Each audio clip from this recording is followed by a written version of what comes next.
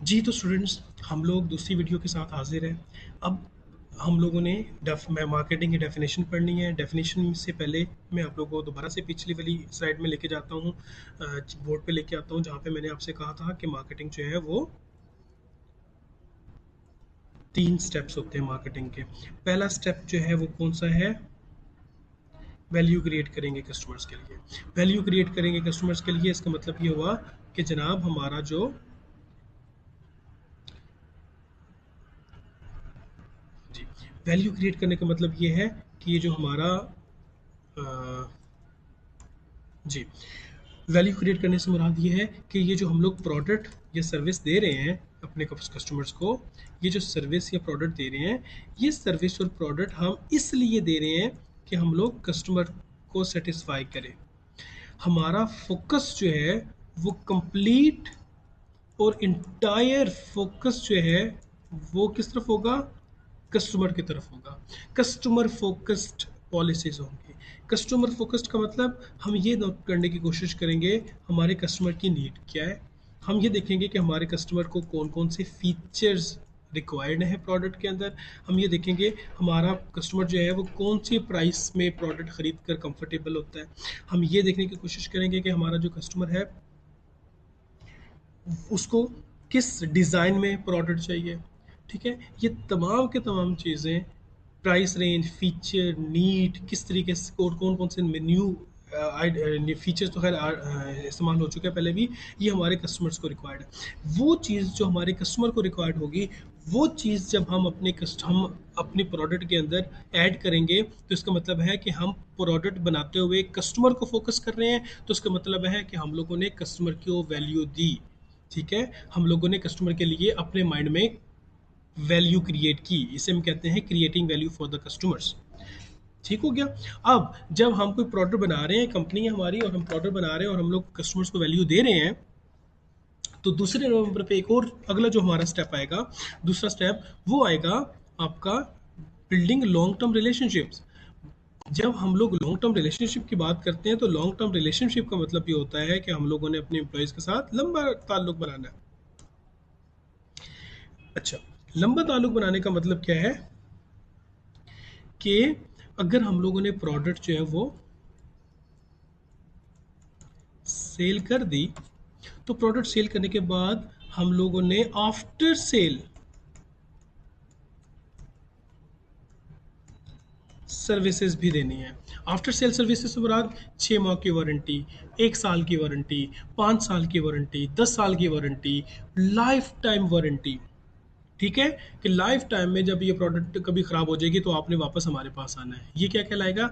ये एक long term relationship बनाने की हम कोशिश कर रहे होते हैं अपने एम्प्लॉयज़ के साथ। ठीक है जी। जब हम लोगों ने ये लॉन्ग टर्म रिलेशनशिप बना लिया, तो फिर क्या होता है, एक और रिलेशनशिप की एक और अंडरस्टैंडिंग है, वो ये है कि जब हम लोग लॉन्ग टर्म रिलेशनशिप्स की बात करेंगे, तो जब कस्टमर हमारी एक प्रोडक्ट इस्तेमाल कर लेंगे, जब हमारी कस्टमर एक प्रोडक्ट इस्तेमाल कर लेंगे, तो फिर क्या होगा, कस्टमर हमारी प्रोडक्ट इस्तेमाल करने के बाद सेटिस्फाई होंगे। ठीक है, सेटिस्फाई होंगे। जब सेटिस्फाई होंगे तो वो दोबारा से खुद भी हमारी ही प्रोडक्ट खरीदेंगे। ठीक है, वो लोग जो अपनी परचेज को री इन्फोर्स करते हैं। री इन्फोर्स क्यों करेंगे? क्योंकि उन्होंने हमारी प्रोडक्ट से सेटिस्फाई हुए, वो अपनी परचेज डिसीजन को री इन्फोर्स करेंगे। जब उन्होंने अपना परचेज डिसीजन री इन्फोर्स किया, तो दूसरे नंबर पे क्या होगा, हमारा उनके साथ एक दोबारा से हमारी प्रोडक्ट्स खरीदेंगे, उसके बाद दोबारा से वो हमारी प्रोडक्ट खरीदेंगे, उसके बाद फिर हमारी प्रोडक्ट खरीदेंगे। तो ये कहलाएगी हमारी प्रोडक्ट का री इन्फोर्समेंट, परचेज का रीइंफोर्समेंट। ठीक हो गया। तो इससे क्या होगा, हमारा एक लॉन्ग टर्म रिलेशनशिप हमारा कस्टमर के साथ बन जाएगा। और तीसरे नंबर पे क्या चीज़ आएगी, हम लोग फिर कैप्चर करेंगे वैल्यू इन रिटर्न।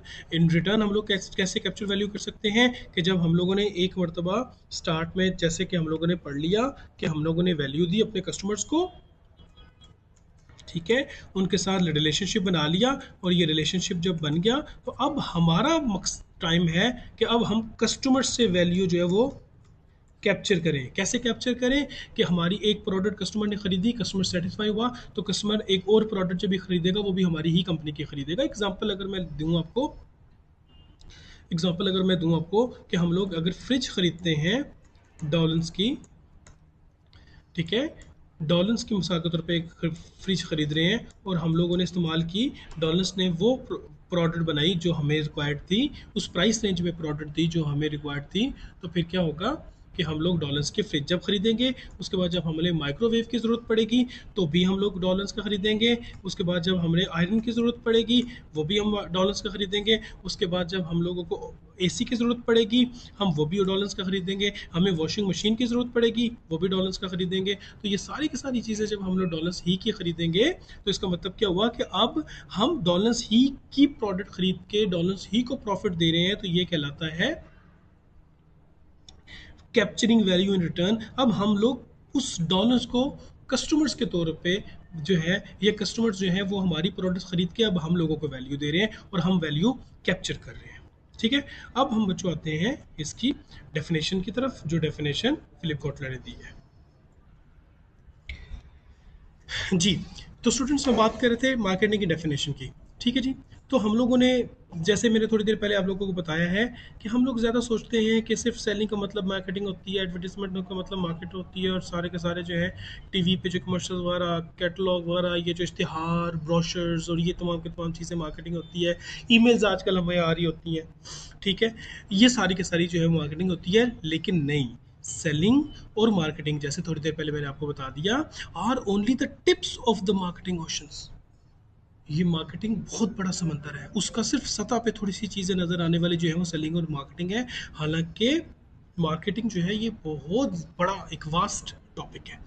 अच्छा जी, अब ये जो वास्ट टॉपिक है इसको हम लोग मजीद डिस्कस करेंगे, काफ़ी सारे लोगों ने डिफाइन किया हुआ है, हम लोग फिलिप कॉटलर की बुक को फॉलो कर रहे हैं, तो फिलिप कॉटलर ही की डेफिनेशन जो है उसको पढ़ेंगे। थोड़ी देर पहले मेरे बच्चों आपको बताया था कि मार्केटिंग के 3 स्टेप्स हैं।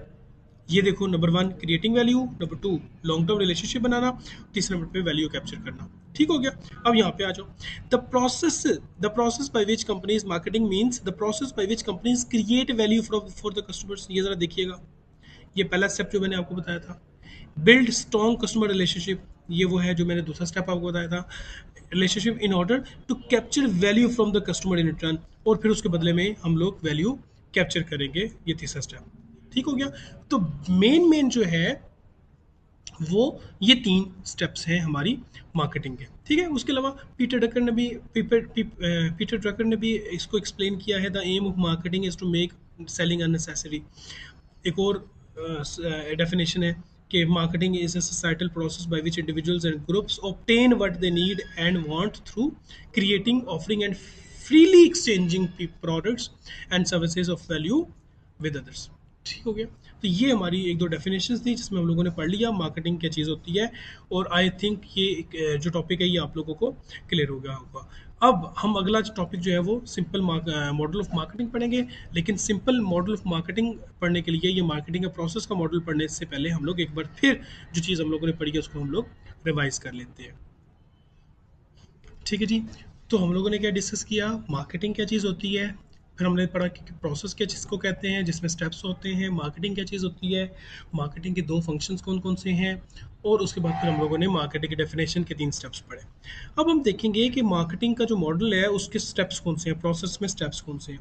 सबसे पहला जो स्टेप है वो है understanding market place and customer needs and wants and demands. ठीक है,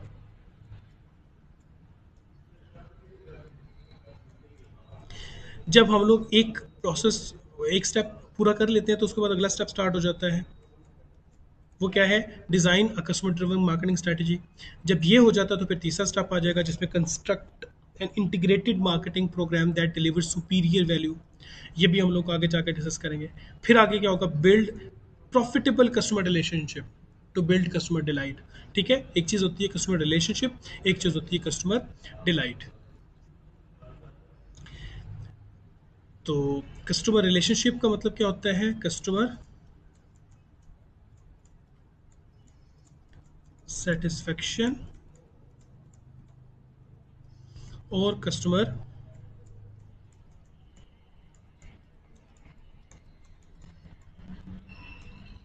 डिलाइट। ये बच्चों हम लोग नेक्स्ट वीडियो में इसकी एक्सप्लेनेशन देखेंगे और उसके बाद फिर हम लोग नेक्स्ट चलेंगे।